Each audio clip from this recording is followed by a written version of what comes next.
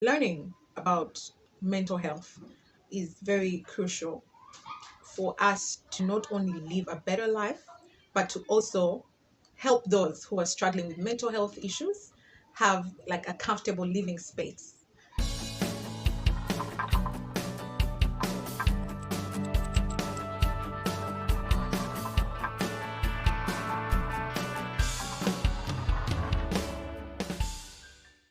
Hi guys, Zuri and Agadia Karama here. Welcome back to my channel. If you're new here, please subscribe, and if you've been here before, welcome back. I'm so happy and I'm definitely blessed to have you. On here you find lots of motivation, positivity, legal and business tips, and all of these are intended to help you and I in our personal growth and help us make some money in the process. So in my previous video, I mentioned that I'll be having a few videos or a segment on mental health, and this is going to be one of those. Today I'm just going to discuss just briefly what anxiety is. And many times we've had situations, or we know someone who maybe says, I'm not going to go do this exam because I'm worried that I'll fail it. You're not going to go do something because you're worried it will not go well. You're not going to People who travel, we've had people who say, I'm going to go to the airport 5 hours early. You just never know what might happen. I went to a party and I had to leave quite early because I was too uncomfortable. I was feeling all, maybe your palms were getting sweaty and stuff, and you just felt like you had to leave just as the party was starting. And we've had you've seen maybe parents who choose to keep their kids under lock and key because they're worried that if my child goes to play with someone else in the neighborhood, or if they go on a play date, or if I take them to the playground, they're going to maybe pick up a disease or pick up germs and all these things that happen. And it's usually because we are anxious. It all goes back to anxiety. Now, anxiety is most certainly a reaction to things that happen to us in our daily lives. Things like maybe you're going to speak in front of a crowd and you're anxious, you don't know how it will go, you don't know how they'll react, you don't know what they'll say. Things taking an exam and you're just worried, you don't know if you'll pass it, but you choose to go. Things like phobias. I'm afraid of heights, I'm afraid of small spaces, I'm afraid. And in most cases, for these phobias and these daily things, if we can stay away from them, then we can stay away from the anxiety. But there are people who have to worry unnecessarily and excessively about almost everything, about a lot of stuff that's happening in their life, and they cannot necessarily stay away from it. Now, for example, like I said earlier, now there are people who say, I cannot go to sleep unless I've checked all the doors and all the windows, and I make sure the stove is not on. And someone does this about 3 times before they go to bed. They go back to as soon as they get to bed, they're not sure if they lock properly, and they go back and check, and they go back. So if you have to do this every day, then it's going to make you uncomfortable. There are people who suffer from some form of PTSD. That's post-traumatic stress disorder, and someone went through some traumatic event, some maybe a loss of a loved one, someone they're really close to, or maybe going through like a life-threatening maybe health condition or health situation, and surviving it, and you feel lucky. And I have that. I had a very bad health condition about 2 years ago, and it's really my source. It's really the source of my anxiety, of the form of anxiety that I have. And this is known as general anxiety disorder. So sometimes general anxiety disorder or social anxiety disorder. Now, for social anxiety disorder, it's people who are uncomfortable. They are not comfortable dealing socially, or living maybe around or being around other people. They're not. They're people who just want to stay at home. They are loners. They'd rather basically be by themselves than be out being social with anyone out there. So today I wanted us to go through to understand what anxiety really is. And if you're having to go through excessive, unreasonable, and persistent worry about simple daily things like maybe worrying about going to work because you think you might get an accident on the way, worrying about maybe getting out of the gate because you don't know what will happen, worrying about maybe taking an exam for maybe your course that you're studying, because you have this feeling that you're going to fail and you end up choosing not to take it, worrying about turning the stove on because you don't know if you will turn it on badly and burn the house down, worrying about going to work because you do not know if your boss will say something bad about the report you handed in, and these are simple daily things. But if you have to unreasonably, excessively, and persistently worry about things in your daily life for a period of time, I think they say about 90 days constantly, it may not be daily, but if it's happening constantly over a 6-month period and it happens for about 90 days of that, then you have something called general anxiety disorder.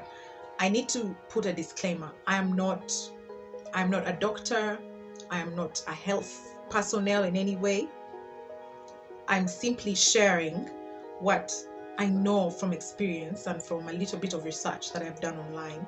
It's mostly experience because I've been diagnosed with anxiety, and a few things that I've read about, that I've researched online, especially to learn how to cope with it. I had to start doing something, so it's from that line that I'm sharing with you. Then some of the symptoms of anxiety, there are people who are this edginess, there are people who are always on the edge, there are people who are always worried about something, there are people who always, you feel like a gut, you feel like something in your stomach, you feel like something is not right. There are people who have to get trouble breathing, like, this is all mental, but it actually manifests physical symptoms. So people will get headaches and people will start to burp. I get the burping and the belching a lot.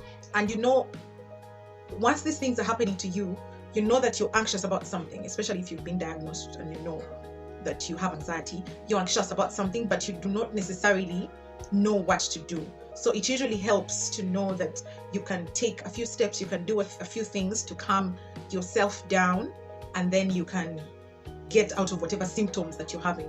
People literally, I know people who have got a cold and they feel like it's cold, yet it's actually hot. You could have a pounding heart, you could have some muscle tension, you're irritable, you snap at people a lot over nothing, you worry about doing stuff, you end up not doing anything because you're worried that you're going to mess things up. And these are just some of the things that we have to know and understand. Learning about mental health is very crucial for us to not only live a better life, but to also help those who are struggling with mental health issues have like a comfortable living space. And this pandemic, this global pandemic that's still ongoing and probably just getting worse, has caused a spike in mental health and mental disorders around the world. And these are not things that we can be quiet about anymore. These are things that we have to talk about. And until you know someone who is suffering from a mental health issue, or until you choose to address your mind to some of these things, you will not know how to deal with people who have these issues. It may be mild anxiety, you do not know why your spouse snaps at you all the time, or you do not know why your parent or your child snaps at you, or is always unhappy about something, or is not social, or is not. It's just us being aware that someone could actually have something off with their mental health. And if we learn how to deal with them and we learn how to behave around them, it's not about maybe walking on eggshells because you're next to them. It's about being more compassionate and more understanding to their situation, to know that whatever they're going through is real to them, despite the fact that it may not be real to you, despite the fact that you may not be able to see it or touch it or things like that. So this discussion on mental health and in particular today on anxiety is very, very important. Some of the things I have shared today, it's really mostly for you, or for you and I, to understand some of the symptoms or some of the ways that you could know that you're anxious about something, or that you have anxiety even if it's not yet diagnosed by a health professional, and hence you need to seek advice. You need to see a health professional to help you out, as long as it's constant, excessive, and persistent about simple daily things.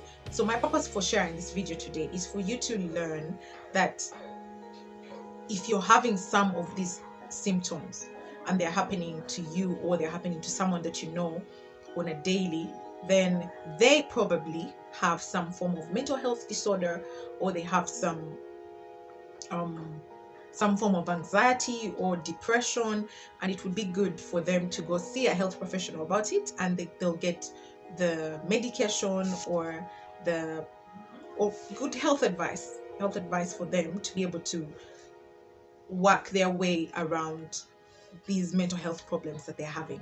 So I hope this helps to start this conversation with you or anyone out there on mental health, and to understand or have more compassion to people who might be having some mental health issues.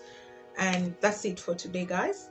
Next time I'll be sharing a few tips or a few habits that you can start, a few habits that you can get into to be able to deal with your mental health, to be able to work around the mental health issues that you're having, especially anxiety. So I'll see you next time. Bye bye.